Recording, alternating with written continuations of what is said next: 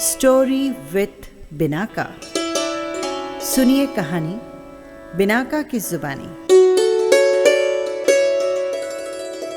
इस कहानी को लाइक कीजिएगा और अपने मित्रों को भी भेजिएगा। और हाँ, इस YouTube चैनल को सब्सक्राइब कर लीजिए जिससे हर नई कहानी सबसे पहले पहुंच सके आप तक। तो लीजिए, हाजिर है भगवान महावीर और शूलपाणी यक्ष की कहानी। एक समय की बात है, भगवान महावीर वेगवती नदी के तट पर बसे एक छोटे से सुनसान गांव में जा पहुंचे। उसके आसपास का वातावरण बहुत ही भयावह, रौद्र और हृदय को कंपा देने वाला था। गांव के बाहर नदी के किनारे एक छोटी सी टेकरी थी और उस टेकरी पर था शूलपाणी यक्ष का मंदिर। उसके आसपास अनेकों नर कंकाल पड़े मौत को भी डरा रहे थे। जगह जगह हड्डियों के ढेर लगे थे।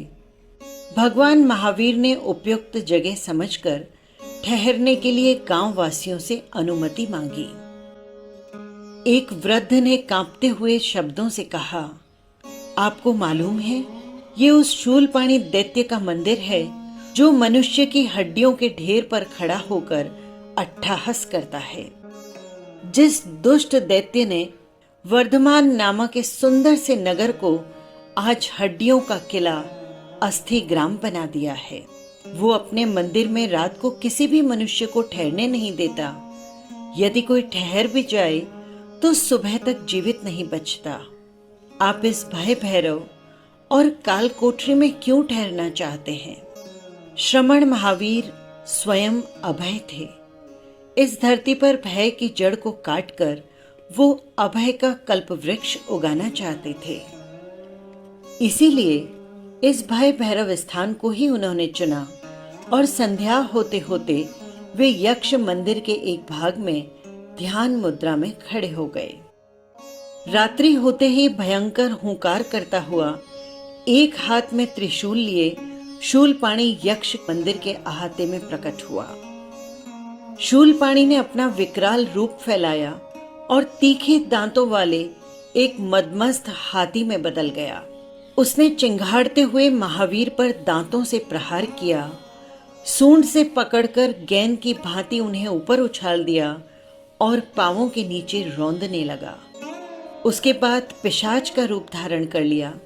तीखे तीखे नाखूनों और दांतों से महावीर के शरीर को नोचने लगा, अट्टहास करके भयभीत करने का प्रयास करने लगा। उसके पश्चात उसने भयंकर काले नाग का रूप धारण कर लिया। विष उगलती फुंकारें की, जहरीले डंक मारे, फिर सिंह, भालू, नेवला, बिच्छू, जंगली छिपकली आदि रूप बनाकर अनेक प्रकार से श्रमण महावीर को डराने लगा और उन पर उपसर्ग करने लगा।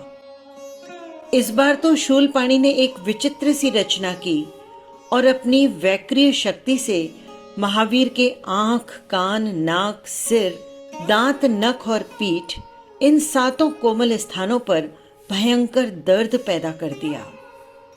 ऐसा प्राणाहारी असह्य दर्द कि सामान्य मनुष्य तो तड़पता हुआ मृत्यु की गोद में समा जाए। इस प्रकार रात के 2 प्रहर बीत गए।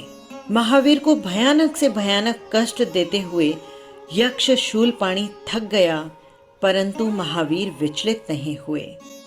सहसा शूलपाणी के हृदय पटल पर श्रमण महावीर की दिव्य ध्यान शक्ति का आलोक पड़ा। उसका क्रोध शांत हो गया, शुभ भाव धारा उमड़ने लगी। उसने हाथ जोड़े, सिर झुकाया। प्रभु के पावन चरणों का स्पर्श पाते ही उसकी बुद्धि का बंद दरवाजा खुल गया। क्षमा करो प्रभु, क्षमा करो, मेरा अपराध क्षमा करो। मैंने आपको पहचाना नहीं। क्रोध और क्रूरता का काला पर्दा मेरी बुद्धि पर जो गिर गया था। शूलपाणी के मुख से पश्चाताप की भाषा निकलने लगी। शांत रस निमग्न प्रभु के नयन विकसित हुए, वाणी मुखर हुई।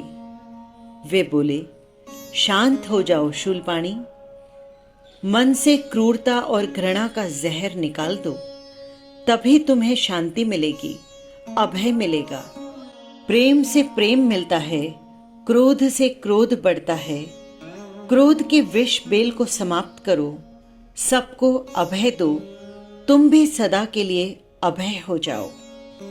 भगवान महावीर के उद्बोधक वचनों से शूलपाणी का हृदय सदा सदा के लिए शांत हो गया और वर्षावास के 3.5 मास तक यक्ष शूलपाणी भगवान महावीर की सेवा करता रहा। ये थी भगवान महावीर और शूलपाणी यक्ष के उपसर्ग की कहानी।